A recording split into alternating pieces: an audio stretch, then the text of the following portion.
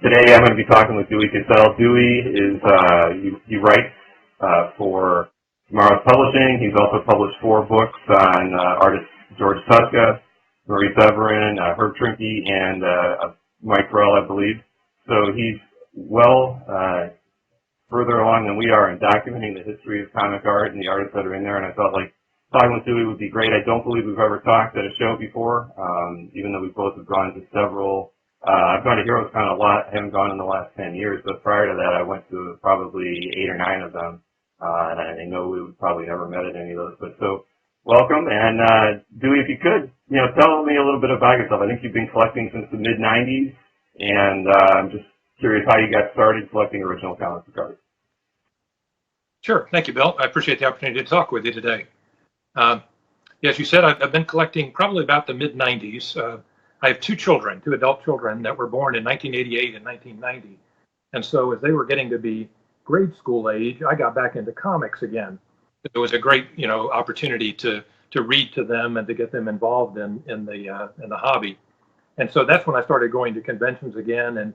And I guess it was in around the mid '90s that I went to, I think it was Heroes Con in Charlotte, and met Nathan Massengill. At the time, Nathan Massengill was inking the Vengeance of Vampirella series for Harris. And I'd been a big Vampirella fan when I was a kid. Why my mother let me read Warren's Vampirella, I have no idea. But she did. And so it was kind of cool to see this new Vampirella. And it was even cooler to meet this guy who was inking the work. And I got some original art from him at the time. And he and I stayed friends for years. I've unfortunately lost touch with him recently. But that's really how I got started was with Vengeance of Vampirella.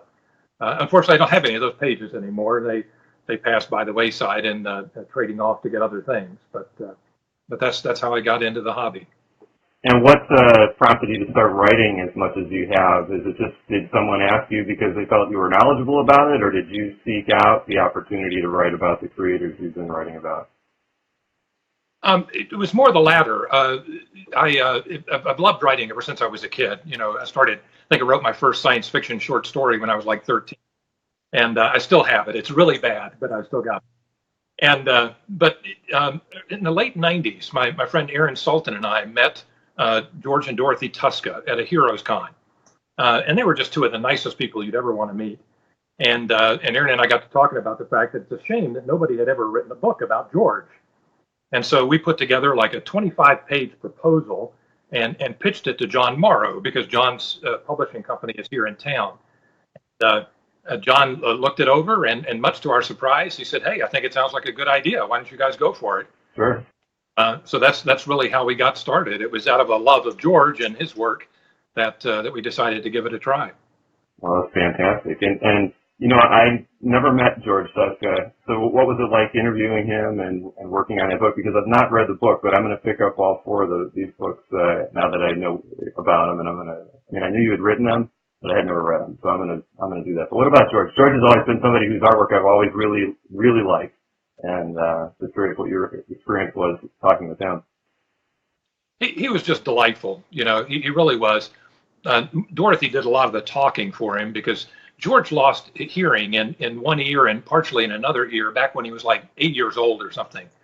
So George was very reluctant to talk in public. And I discovered years later when I would visit with them at their home in central New Jersey, that George would talk up a storm if he was in private. But he was kind of reluctant in public. But he was one of the nicest people you'd ever want to meet. You talk to anybody that ever got a commission from him, and they'll tell you about how they talked to Dorothy on the phone about the commission, and then like less than a week later, it comes in and it looks even better than you could possibly have imagined. And he was just one of these guys that loved drawing. He loved his fans, and he really put 110% into everything he did. And I didn't really get to be an Iron Man fan until after I met George. I remembered him growing up from more like the X-Men. I was a huge fan of his work on the X-Men. So, but yeah, they were just 2 delightful people. And lived in a duplex in central New Jersey, and George loved to play golf, and he just was a terrific guy. It was a nice way to kind of get into the writing and the hobby. Oh, without question. So I also I don't think I own, or I've never owned any pieces of art by him, but he has a very unique style, one that you can immediately recognize a Tuska piece. And the other interesting thing is that you're right about the commissions. I know that he was on the circuit, convention circuits a lot, and there are a lot of convention sketches by him, and you don't see that too often from a lot of the old guys, where you see a lot of character sketches on CAF and and other places. You can find a lot on eBay and that sort of thing. He was pretty prolific in that way. I think that other than over a lot of the other older guys, so maybe than say like a Synod who's out all the time. No, you're right. He was. He had actually, when he stopped drawing for DC, he left Marvel in the late 70s to draw the World's Greatest Superheroes newspaper strip. When the strip was over, he worked for DC for a few more years after that. Did a few things for Marvel, but then really retired. And for years, he was sort of lived in obscurity in central New Jersey, and played golf and didn't really draw that much.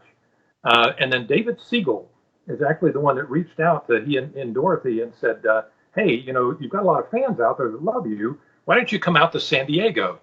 And the first time he called, Dorothy actually thought he was some kind of lunatic. She hung up on him.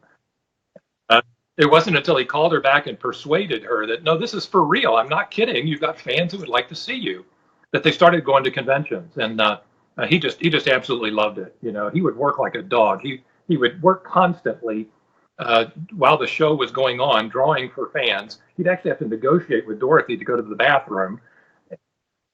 And then he'd take the stuff back to the hotel and work all night long. He worked harder during those 2 or 3 days of a convention than he did any other time. But absolutely loved it. He really did. It was, they didn't make a ton of money at it because he never charged that much for his work. But they really enjoyed the interaction with the fans. As I said, I went to visit them several times in their home. And he had a wicker basket sitting next to his drawing desk that was full of letters that he had received from fans. So he really appreciated all of the people who loved his work, and he loved hearing from them. He really did. And as you said, his style was very recognizable, especially from later in his career. I'm a fan of his early work in the 40s and 50s on books like Crime Does Not Pay. That stuff was hyper realistic. It was drawn purposely so that it would look very much like the people who were being profiled in those stories. But later on, he developed a more cartoony style, and that's the one I think most people remember from Iron Man and the Superman strip and that kind of thing. Correct. Now you own a few of his those strips as well, right? The World's Greatest Superheroes. Yeah, I think I've got 20 or 25 of them. Yeah, in my collection, including an unpublished daily and an unpublished Sunday that he did when they were first pitching the idea to the syndicate. Oh, wow. Now, did you buy a lot of those direct from him, or did you get them in the aftermarket? Both. One of the highlights about going to visit George in his house was that in George's study, which was a spare bedroom in their home, he had a closet. And the closet was like sacred. If you could go look in the closet, that was just the highlight of the visit. And I was fortunate enough to be able to spend several trips, rummaging through the closet and finding all kinds of great treasures. So yeah, I was lucky to be able to do both. Wow, that would have been incredible. Yeah, it was fun. So he was given back, or was in possession of a lot of his artwork then. That's really good. He was. They sold a bunch of it years before he got back into going to conventions. I've heard rumors about who bought it, but I honestly don't know for sure. I do know that he got very little out of it. But fortunately, Marvel and DC both continued to return artwork to him that they would find later on. In fact, during the time period that I knew him, he got back a nearly complete Iron Man story, like 21 out of 22 pages of Iron Man. The only thing that wasn't in there was a splash. And so he recreated the splash, and then I think they sold the whole story. But yeah, he was able to benefit from that. Plus, because of working on the strip, he got back most of the strips. I'm sure Vinnie Coletta got some of them, but I would imagine George probably got at least half, if not 2/3 of them. So he had quite a few of those too at one time. Mm-hmm. Wow. Well, that would have been a lot of fun. That's probably of the 4 books. That's the one I'm really interested in reading. But the one thing, I was looking through the Severin artwork that you have, and The Comic Buyer's Guide cover is just awesome. It's incredible. I wish it was a bigger scan on Cass because I was trying to just look in at those little characters that were drawn on there. I love that piece. I loved, Mad and those stories where they would just cram so many characters into an illustration, and that cover, with Stan Lee is fantastic. I mean, it's beautiful. Yeah, it really is. Marie loved to do caricatures, and she was a big fan of Will Elder, who you did that a lot in Mad. And so, yeah, she loved to hide little things in different places. I recently picked up a spoof story that she did, a 7-page spoof story, and it's written very much in that style with all these little vignettes of signs and characters and sayings all over the place. And so she was quite a sweetheart, and she had a wonderful sense of humor. Yeah, and what was your experience like working with her? I mean, I know she's recently passed, and that must have been difficult for you because you spent some time with her, I imagine, working with the book, and I saw a lot of photographs with you and her together in your Cass gallery. Yeah, she was just wonderful. One of the drawbacks about living in North Carolina and not up in New York is not getting to see these people as often as you'd like. But I tried to get up there and see her at least once a year, and there were other friends that looked in on her. But yeah, she was terrific. I mean, I loved talking to her. We did all of our interviewing over the phone for the most part, and that was really that was I guess shortly before she had her stroke, and once she had the stroke and started to suffer from some memory loss, then it became a little bit more challenging for her personally. But I still love going to visit her. She still had a great sense of humor. I remember one of the last times I went to visit her, I was asking her how things were in the nursing home, and she was saying, the food's not bad, and the people here are pretty nice, and there's nobody I really want to kill. Oh, okay, that's good, yeah. Hey. So she kept her sense of humor. Oh, yeah. She had a fantastic sense of humor. She told me a story one time after the book came out, and she was funny about the book because when the book came out, in the nursing home, they made him stay in a wheelchair. They just don't want him to fall. She got around okay, but to avoid the falling, they made him stay in a wheelchair. So she's racing up and down the hallways. But when the book came out, she literally carried a copy of the book with her everywhere she went, so she could show people it, which I thought was great. But after the book came out, we continued to talk, and she told me a story one time about when she was working with Stan. And I forget what it was they were working on, but she'd taken in a piece of artwork to talk to him about it. And she was sitting across the desk from him. He was behind the desk, and she was sitting on the other side. And she was talking to him about something, and Stan kind of kept looking over to the left, and she couldn't figure out why. Well, finally, she came around to the other side of the desk to point out some specific thing about the artwork, and she glanced over to the left, and tucked there into a bookcase was a mirror. Stan was checking himself out in the mirror while he was talking to Marie. Oh, that's funny. Well, so he strategically positioned that, right? Exactly. Yes. He always needed to keep up appearances. But she loved him. She was a big fan of his too. So. Oh yeah.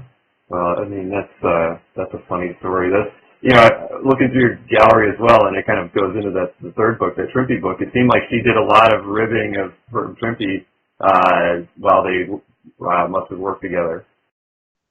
They did. They were two of the few people that actually worked in the office. As I think most people know by now, the whole idea of a bullpen was really a myth. That most of the guys that they said were in the bullpen really worked from home. But Herb and Marie were two of the ones, along with like John Romita and John Reporton, that actually worked in the office itself. And so she got to see them all the time. Marie loved to draw cartoons about Herb or John Romita. And she, they would do something funny or say something funny, and she'd take out a piece of stationery and draw a cartoon and hang it up on the wall. And so I've been fortunate to be able to pick up a bunch of those over the years. And actually, that's one of the new books I'm working on, is a collection of her cartoons. Oh, wow. Yeah. When the book about Marie came out, that was one of the most common comments that I got from other people was, I loved her cartoons. Somebody really ought to put together a collection. So I'm finally getting around to it, and through folks that knew her and worked with her, as well as friends of hers that were not in the comic business, I've managed to amass a pretty sizable collection. And so I think I don't know, I have an exact publication date yet targeted, but it is one of the things on the slate to come out from tomorrow's before too long. Wow. Well, if there's anything, if you ever need to make an announcement through CAP or something about needing more material, please let me know. I'd be happy to do it. That would be great. I would love that, because very often there are people that have got one or two or may have made scans of them at one time or another. And that's it's kind of tough pulling them all together. A lot of people didn't keep them, unfortunately. Now, the good news is Herb Trimpe kept all of his. So I've got a scan of like 30 different ones that she did for Trimpe. And they were really good friends, just had a tremendous mutual admiration for each other. Mm-hmm.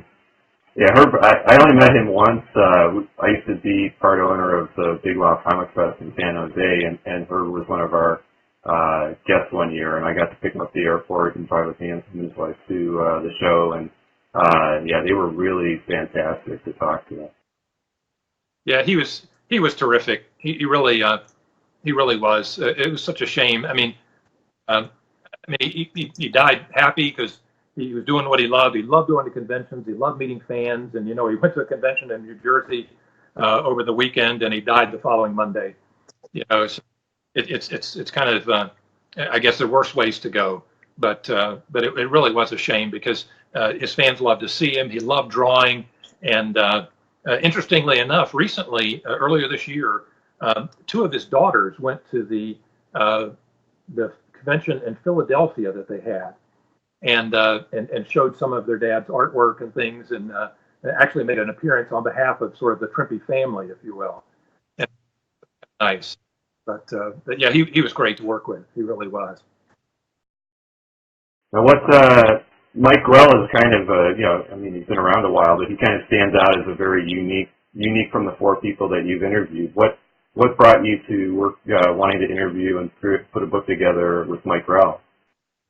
Well, it's a good question.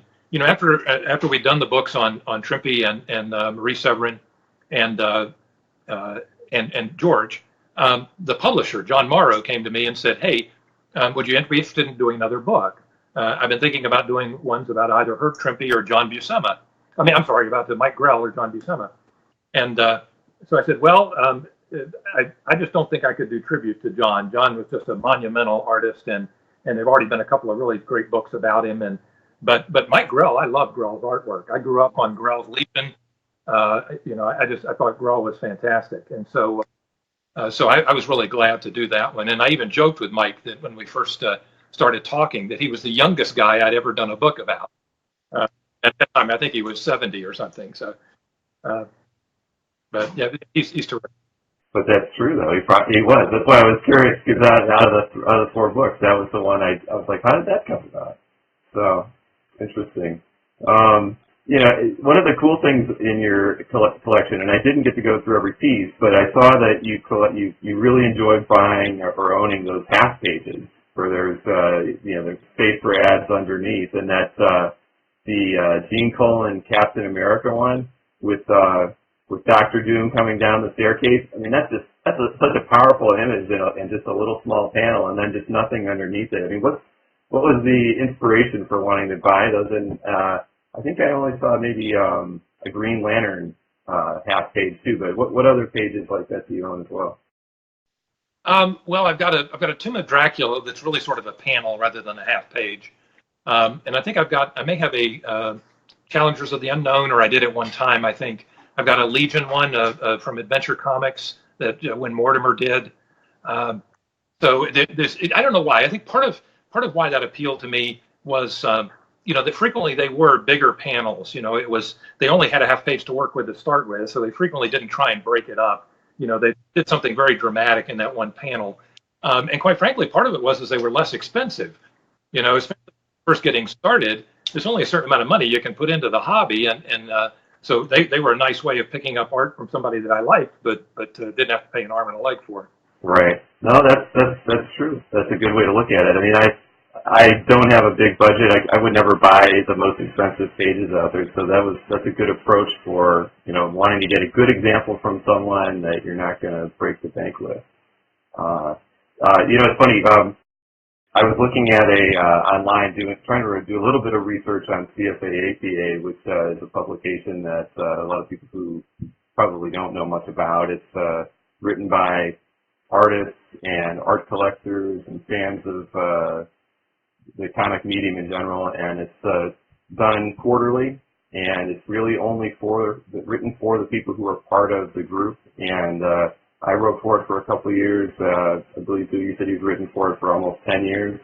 But there was a site that I was reading through some of the member profiles, and there was actually a profile for you on it, and it was from, I believe, 2006 or 7, and it had like, what was your want list? And on the want list there was I believe you had said you were looking for Don Heck detective pages with a Batgirl. You wanted to get an example. And it was funny because I went and I looked at your gallery, and it seems like you've actually fulfilled that want list, right, or that desire in the last 12 or so years since that was written. It's true. Yeah, I've been very fortunate. I love belonging to the CFA APA. The only reason I dropped out, frankly, was just not being able to keep up with the writing. It's not a tremendous obligation. They only ask you to write a couple of pages, for every issue. But because I do write for tomorrow's, it was kind of a challenge to keep it up. But I met some wonderful people in that process, and that's really sort of where I learned and developed an appreciation for Don Heck. Heck is the one guy whose artwork that I collect and whom I dearly love that I never got to meet. And I really hate that, but Heck died in 1995, really just as I was beginning to get into collecting art. And I just loved his artwork. I loved Heck on pretty much everything he did. Although, as you said, I'm a huge fan of his work on Batgirl. I loved the way he drew Batgirl. It was different. It was looser than a lot of other people, but he frequently did his own inking on it, and it was just it's my favorite thing. It's by far my number one collecting interest, probably followed by Don Heck on Rose and the Thorn, which was a backup feature from Lois Lane, and the style was very similar. Lois Lane the Thorn was a fighting style and all was very similar to Batgirl, or as somebody else pointed out not long ago, Black Widow, another Don Heck one that Don had drawn over the years. But yeah, one of the nicest things that came out of my relationship with the APA was getting to meet Roger Hill, the EC Comics historian. Roger's just a tremendous guy, and I learned so much from Roger and reading his articles in the APA and getting to know him. And when Don passed away, Roger managed to get Don Heck's art table from the family. And Roger tried to get a museum to take the table. He wanted to donate it to a museum and have him put it on in some kind of an original art exhibit, that would showcase art and his table and all sort of things in a little corner. And he could not find anybody who was willing to take it, which just astounded me. But when I found that out, I said, "Hey, Roger, I would love to have that table." And so I ended up buying the table from Roger and flying up to Long Island, and my dad and I rented a van and drove it back here, and it sits here in my study with artwork displayed proudly on it, some of which Don Heck drew. And the table is from the 1950s. This is the art table that Don Heck drew Tales of Suspense 39 on. Oh, wow. That's amazing. And Rose and Thorn and all those things that I love that he drew. So it's by far my holy grail. So I think it's like one of the most viewed items in your gallery too, if I'm not mistaken, or maybe one of the most commented items in your gallery. I thought when I was browsing through that, it popped up as one of the first things I saw, and I read the story about it, and it's just amazing. The desk is beautiful. I'd love to see how you've got, how you put it in the study with the artwork on it. It's something that is definitely, should be. It's great that you cherish it like you do, and I can only imagine that.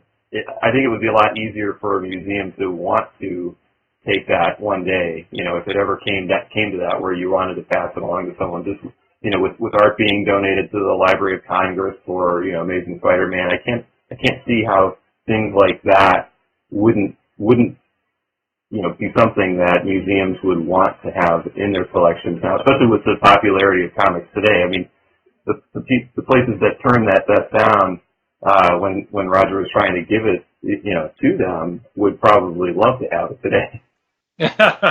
Yes, hindsight's always 20/20. That's for sure. Right, right. Yeah.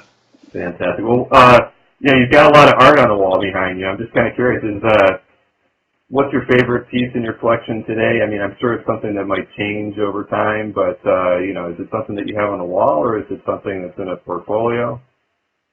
It's probably the stuff that's on the wall. I've got a George Tuska Crime Does Not Pay page, which from, I guess, 1954, I believe, and or it may even be earlier than that. But one of the things when I was collecting Crime Does Not Pay, I used to have several pages. My criteria was that someone had to get shot on the page, because that's what it was all about, right? It was about crime, and then at the end, get punished, and so that was my one criteria, is that somebody needed to get shot. So in this one, somebody gets shot and buried alive. So I was able to get George to autograph that, so that was a big plus.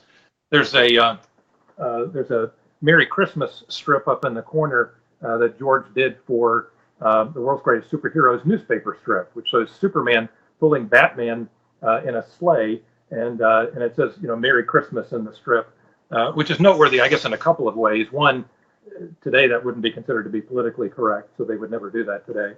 But it's also, I don't know that they would set aside a strip like that, to do that. Sometimes the holiday goes by unmentioned in a lot of the daily newspaper strips.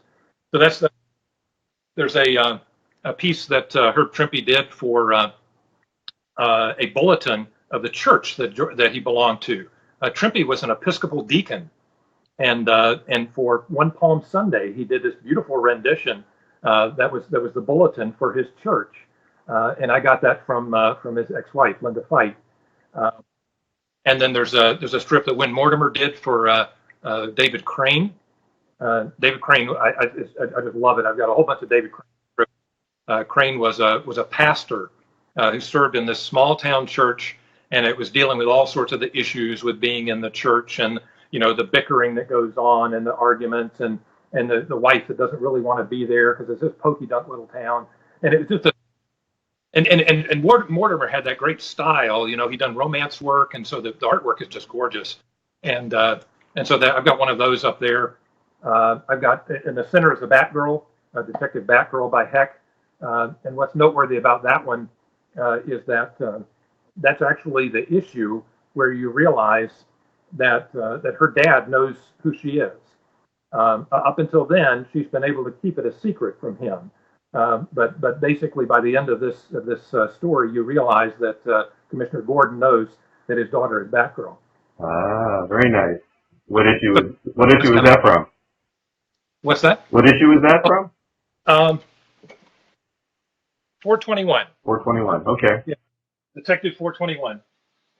And then it's harder to see, but there's an Iron Man over here that is noteworthy because it's showing Tony Stark pulling back a panel in his office, and behind the panel is the Iron Man artwork, Iron Man suit rather, hanging on the wall.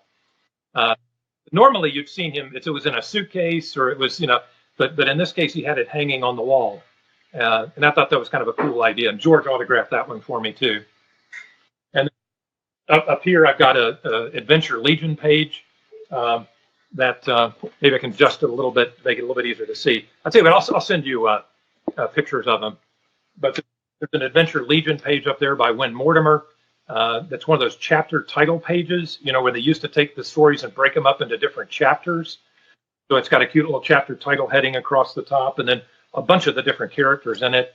And then I've got a Tuska X-Men page from the origin of Iceman.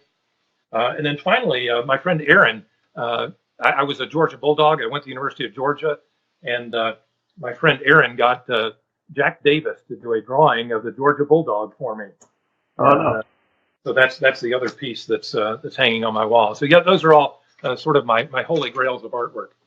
Well, then you're definitely surrounded by some pretty incredible pieces. I think I saw that Tuska Iron Man, or not Tuska Iron Man, the Tuska Iceman piece in your cast gallery. I thought that was really cool because I hadn't seen that page before. Just where and I didn't realize that was an origin story for Iceman. I saw, I think he was put in jail or something at the end of it, or captured. But that was pretty cool. To me, that was The best of the X-Men, early X-Men stories was when they were running those backstories in the back of them, telling the origins of the different X-Men. And each origin usually took 2 or 3 issues to tell. And Werner Roth did some of them, but George did several of them too. And I like those stories. They were a nice addition. I was always a fan of the split books, the Tales to Astonish and Tales of Suspense and Strange Tales, where you were getting more than one story in the same book. So that was one of the nice parts about the X-Men during that time period. Well, that's true. I read all of those issues. I mean, it's back issues, but they were always fun. And I think at that time, you didn't really know a lot of the history of the characters. It just kind of came out as it was, and then you got to learn a little bit more about them. I mean, there was Amazing Adventures did, a whole separate thing with the Beats, which was pretty great. Bob Brown, I think, did that art. Yeah, I always I agree. It's nice to have those little short stories in books. So what's next on your collecting agenda? I mean, do you have any other major wants in your collection that you've been looking for, or do you think you're just kind of just buying things that you like when you find it? Yeah, I'm trying to be a little bit more selective these days. As you well know, the cost of original artwork has just gone up dramatically. Now, the good side is that means for the most part the value of it has also, but it is making it a little bit more challenging to find the pieces that you're looking for. And so I found that it's better just to sort of wait until I find one I really want, even if I have to pay a little bit more for it. And but I'm still, my number one collecting interest is by far the Detective Batgirl that Don Heck did, or Jose Delbo. I like some of Delbo's stuff too, but I'm particularly partial to Heck's work because he worked on Batgirl twice. He worked on Detective Batgirl in the early 70s, like 71, 72. And then he came back to it in 1978. And so there's a couple of different time periods there where you can find Heck Batgirl artwork. I love the Heck Rose and the Thorn backstories from Lois Lane. Those were a lot of fun too. I just recently picked up a couple of pages of those. I've got a lot of Heck of those pages, but I also just recently picked up a couple of Dick Giordano ones. Giordano did some, Ross Andrew did some, Rich Buckler did some. So there's several different artists that worked on that series. So that's probably my 2 primary collecting interests. My latest acquisition, which I don't have yet, it's in the mail on the way here, is Marie Severin did a piece with Fred Kita. It's a painting that appeared in the Marvel Secret Wars coloring book. It was a poster in the coloring book, and it has Spider-Man, a full body image of Spider-Man on one side, and on the other side it's got Dr. Doom, Captain America, Doc Ock, Kang, I think Wolverine, a whole bunch of other characters kind of in vignettes on the other side. And it's fully painted, and it's just gorgeous. Kita penciled it, and then Marie inked it and painted it. And I'm looking forward to getting that in and getting that on the wall. But yeah, well, I hope you post it to your cap. I can't even picture what that could even look like, but it's got to be amazing. It was really cool. It was they did a tremendous amount of marketing and merchandising with the Secret Wars thing, and but I think that not a lot of it is necessarily surfaced. So it was nice to find this and be able to add it to the collection.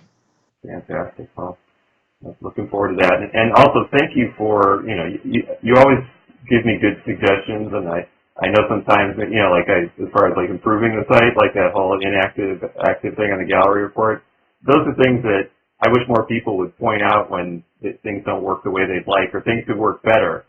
Because I'm always kind of working in a bubble a lot of times, and I don't think about everything. I know wow, it'd be really cool to do this, but then I don't think it through all the way. And a lot of people just won't even say anything.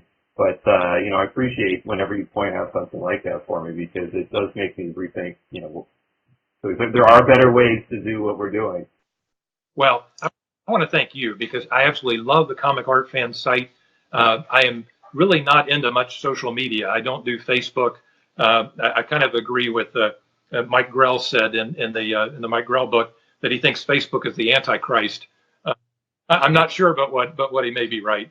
But I definitely don't do that. But so my really only sort of social media kind of thing is Comic Art Fans, and I absolutely love it. I love what you guys have done with the site. And I love the gallery report. I mean, that's a tremendous addition to be able to, get an inventory basically of everything you've got. And so I just think you guys are doing a terrific job, and I really appreciate all the time and effort that you put into it. It's the only way really that I even get to see my own collection, and I love being able to do that, and everybody else's too. I've met a lot of really great people and become good friends with people because of your site. I do appreciate hearing that. It's a labor of love. I feel really fortunate to have done it. We didn't have a lot of aspirations for it when we put it together, but it was more my way to get to know people and hopefully kind of put me out there to get to know other collectors, because I felt like collecting at around the year 2000 was just so difficult. Other than, we had a Yahoo group, a few forums here and there, you had the Kirby list, but there just wasn't, you weren't seeing a lot of the artwork that was in people's collections. And if you didn't get out and network, or have phone numbers to call, you weren't really going to, meet a lot of people. And I it was a period of time where I was like, I just want to I wanted to buy artwork no matter, what it was. And every time I go to a show or I'd go over to Mike Perky's house, I always picked up 3 or 4 pieces at minimum just to buy something.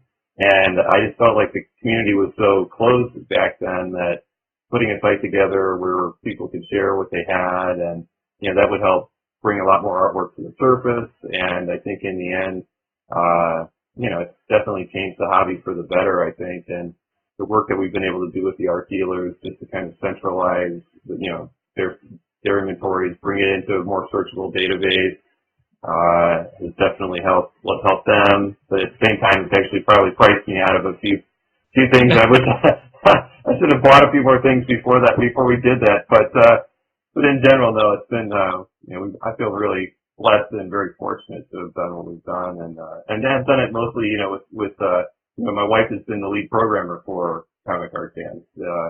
Oh wow! Yeah, she does all the heavy lifting as far as the major database work that we do, and anytime we do any major database imports or migrations, she's in charge of all that.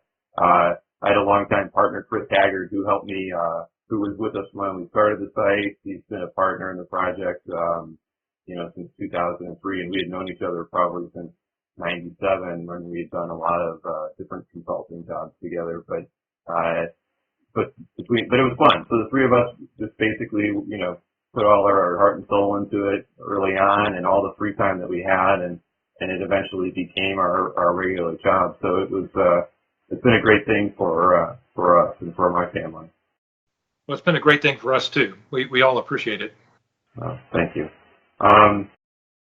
Let's see. I think I've learned a lot more about your collecting interests, Dewey. I think that if I have any follow-up questions or something, it'll probably be more just wanting to ask you for some more scans and everything. But I really appreciate the fact that you've taken the time today to talk more about your collection. And please, if there's anything that I can do to help you with the Severin cartoon book, and if there's ever anything that you need promoted that you're working on with Tomorrows, please let me know. I love that anything that comes out of there for sure. And again, just thanks for taking the time this afternoon to talk with me. Well, thank you very much. I appreciate it very much. I've enjoyed it. All right, thanks, Dewey. Take care. Yep, you too.